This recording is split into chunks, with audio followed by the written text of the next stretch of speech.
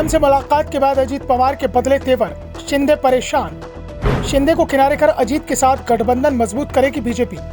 NDA की बैठक में शिंदे से ज्यादा अजीत पवार को मिली तरजीह। पीएम मोदी ने अजीत पवार के साथ अलग से की बैठक। महाराष्ट्र की राजनीति में जबरदस्त बदलाव होता हुआ दिखाई दे रहा है। अजीत पवार के एनडीए में आने के बाद एकनाथ शिंदे को किनारे लगाने की कोशिशें शुरू हो चुकी हैं। सबसे पहले शिंदे के विरोध को दरकिनार करते हुए अजीत पवार को एनडीए में जगह दी गई, उन्हें डिप्टी सीएम बनाया गया। अजीत के साथ आए 8 और विधायकों को कैबिनेट मंत्री बनाया गया। शिंदे ने अजीत पवार को वित्त मंत्रालय दिए जाने का विरोध किया था। विरोध एनसीपी को सहकारिता मंत्रालय दिए जाने का भी किया गया था, लेकिन बीजेपी हाईकमान ने शिंदे की एक भी बात नहीं सुनी। अजीत पवार ने जो भी विभाग मांगे उन्हें सभी सौंप दिए गए और अब दावा किया जा रहा है कि प्रफुल्ल पटेल को पीएम मोदी और कैबिनेट में जगह देने की तैयारी कर रहे हैं। जल्दी केंद्रीय मंत्रिमंडल का विस्तार किया जाएगा, जिसमें पटेल को कैबिनेट मंत्री बनाया जाएगा। अजीत पवार का कद भी बढ़ाने की कोशिशें की जा रही हैं। वैसे अजीत के सहारे शरद पवार को साधने की कोशिश हो रही है और इसी का नतीजा है कि 17 और 18 जुलाई को बेंगलुरु में विपक्ष की बैठक में पवार ने सोनिया गांधी के डिनर से दूरी बना ली। वो 17 की जगह 18 जुलाई को बेंगलुरु गए।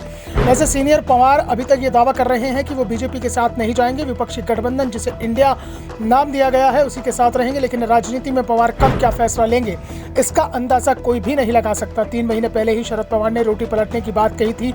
रोटी अभी तक पूरी तरह से पलटी है या नहीं ये पवार ही बता पाएंगे, लेकिन बीजेपी अभी भी पवार को साधने में जुटी हुई है, जिसके बाद से उसने एकनाथ शिंदे को पूरी तरह से किनारे लगा दिया और इसके संकेत तो 18 जुलाई को ही मिल गए थे। बैठक में शिंदे और अजीत पवार दोनों ही शामिल हुए, लेकिन बैठक समाप्त होने के बाद जो कुछ हुआ उसमें बहुत बड़े संकेत छिपे हैं। दरअसल अजीत पवार, प्रफुल्ल पटेल और केंद्रीय गृह मंत्री अमित शाह और पार्टी अध्यक्ष जेपी नड्डा ने बैठक की। इस बैठक में कुछ देर के लिए पीएम मोदी भी शामिल हुए, बाद में वो बैठक के बीच से निकल गए। पीएम जब निकले तो अजीत पवार और प्रफुल्ल पटेल उन्हें छोड़ने के लिए कार तक आए और पीएम के निकलने के बाद एक बार फिर बैठक शुरू हो गई। इस बैठक में शरद पवार को लेकर भी रणनीति बनी है। इसके साथ ही संकेत मिले हैं कि आने वाले लोकसभा और विधानसभा चुनाव को लेकर भी बहुत कुछ बातें हुई हैं, लेकिन सवाल उठ रहे हैं कि आखिरकार एक बैठक से राज्य के सीएम एकनाथ शिंदे को क्यों अलग रखा गया, वो भी तब जबकि एकनाथ शिंदे भी दिल्ली में ही मौजूद थे। आधे घंटे तक चली इस बैठक के बारे में बीजेपी और अजीत पवार गुट की ओर से कुछ भी साफ नहीं हुआ है, लेकिन इसके बाद एनसीपी नेताओं के तेवर बता रहे हैं कि उन्हें जो चाहिए था शायद उससे ज्यादा मिलने वाला है। एनसीपी गुट के विधायक तो अजीत पवार के सीएम बनने की बातें भी कर रहे हैं। दावे हो रहे हैं कि दीपावली से पहले महाराष्ट्र में एक बार फिर से बदलाव होगा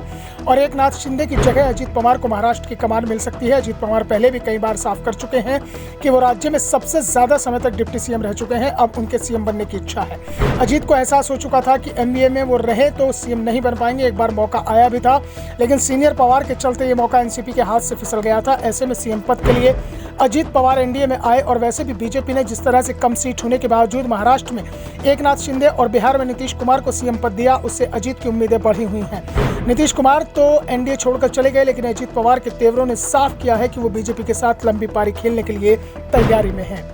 bureau report, the Dhakad news.